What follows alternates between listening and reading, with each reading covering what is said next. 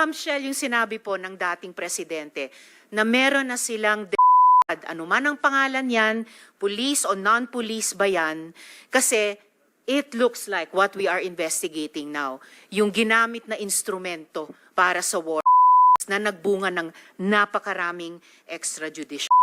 For the record, Mr. Correct, ma'am. Tama Thank you, ka talaga. Mr. Chair. Tama ka talaga. So, ganito na lang. Huwag na lang yung pulis. Kawawa yan, wala yung sa Davao experience, Davao, ako. Imbestigahan niya ako. Set a date for an investigation para sa akin. Ako ang imbestigahan ninyo. At kunin ninyo yung record sa Davao, yung at sabihin ko sa inyo kung wala akong taguin. Alam mo, nag-warning ako, huwag kayong gumawa dito. Kasi gusto ko ang Davao. Ang Davao was a very kawawa noon. Alam ninyo, sir, alam panahon ng NPA nung hindi pa ako mayor, kita mo ang Davao. Left and right ang whole, walang makalabas sa bahay. Pati mga pulis takot. Kasi nandyan yung mga NPA, nila. Kaya sinabi ko, nag-agyat ako sa bukid, nung na-mayor ako, sabi ko, ayaw ko ng away sa inyo. Pero yung mga pamilya ninyo, nandyan sa syudad natin, yung mga top honso ng Communist Party, bilangin ninyo ilan ang taga Davao. Saan ang pamilya nila? Sa Davao. Kaya umakyat ako sa bukid. Sinabi ko, stop it. Huwag ninyong mga pulis ko kasi na yung pamilya ninyo. Yayin ko yan. Maraming mayaman sa Davao. Ano pong koneksyon ng mayayaman sa Davao? Gusto po. Because they want their city to be safe. Nagbibigay sila, yung Because mayayaman, they ng want reward sa business to death thrive. squad? Yes, sir. Bago po yan, sinasabi nyo ba na yung mayayaman sa Davao nagbayad sa squad para pumatay? No, hindi, ma'am.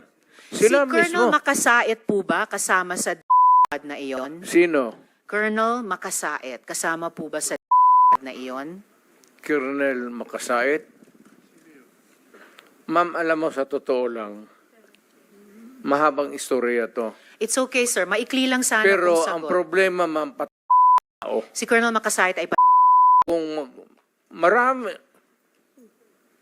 policeman, police officer in the police department. Pero yung tao. Okay, sir. May Huwag rewards mo po ba sila? tanungin kung anong history yung tao na yan. Okay. May rewards po ba sila, yung mga miyembro ng nyo? Binabayaran ba sila kapag nakakapila? Wala. Wala. Okay. So, libre lang yung May I remind the pagpatay. Senator, this is just an intervention. Yeah, I'm sorry. We have to I follow, apologize, we have Mr. to Chair. follow the Yes, order. I please, submit, please. Mr. Okay. Chair. Mr. Chair, natanong na rin po ninyo kanina kay Colonel Espinido, no? May few questions lang po. You prepared an affidavit, no? And submitted it to the Quadcom. Ikaw ba mismo ang nag-prepare nito? Ang nag-draft, Your Honor, Mr. Chair, ako. Tapos, pinapaprint ko na lang sa pro bono na bugad na counsel ko, si Attorney Fernandez.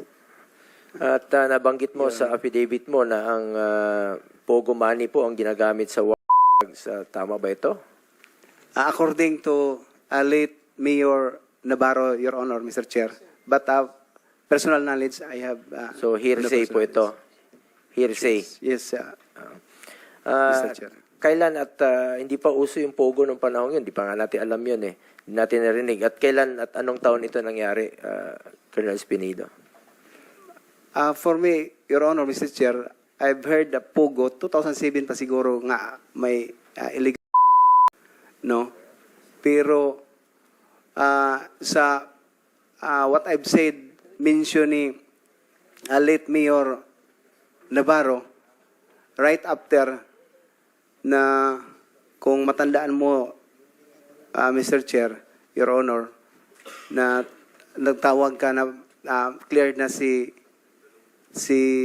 Navarro, kasi nagpunta siya sa inyo na parang nagsasabi siya na hinanap ko siya, target ko siya, when in fact, ako ang chief of police at the time sa Uzamis.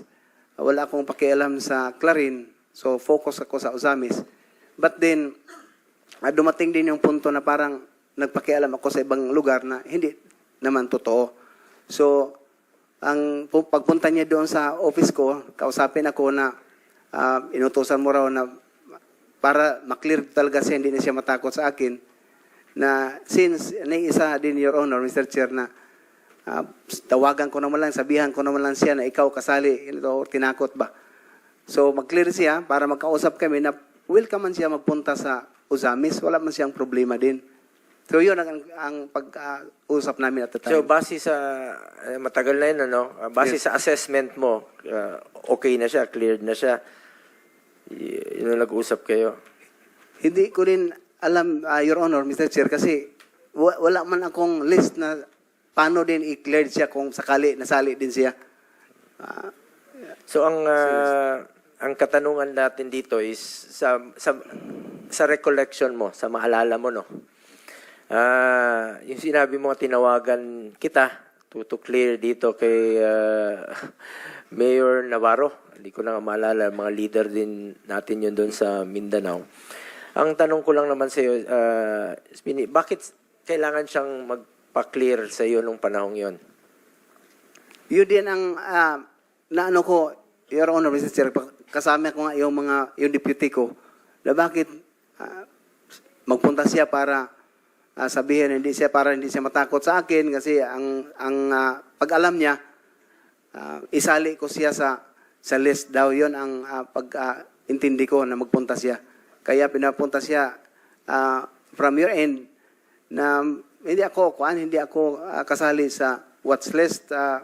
Kaya nga recommended ako sa inyo sir na tumawag si Senator si Sir Bongo sa inyo para to prove na wala akong kasali sa list. So, ibig sabihin, kiniklear niya yung sarili niya sa iyo at wala siyang dapat ikatakot. Yes, Your Tama Honor, ba? Mr. Chair. Anyway, yung nakalagay kasi doon sa affidavit mo, no, nung mga nakaraan na nabanggit po yung pangalan ko. Na-mention mo eh. Yes. Na may nagtanong sa iyo doon. Kaya gusto ko lang po i-klaro. Narinig mo naman po kanina. Wala naman tayong partisipasyon dyan sa war on. Sa pagkaalam mo at gusto ko lang pong tanungin ka muli dito harap-harapan. Meron ba akong direct or indirect participation dito sa sinasabi mo? Nung magsalita ako sa Quad Committee, Your Honor, Mr. Chair, sinabi ko na yon na personal knowledge wala ako. Yun lang ang statement doon sa affidavit na ganun lang ang narinig ko. But personal knowledge to you kung ano ang sitwasyon na ikaw about for that matter sa Quadcom na pinag-usapan, wala akong personal knowledge sa inyo, Mr. Chair, Your Honor. Yun lang gusto ko lang maklaro. So purely hearsay yung sinasabi mo. Sa narinig mo lang. Yes, Mr. Chair, Your Honor.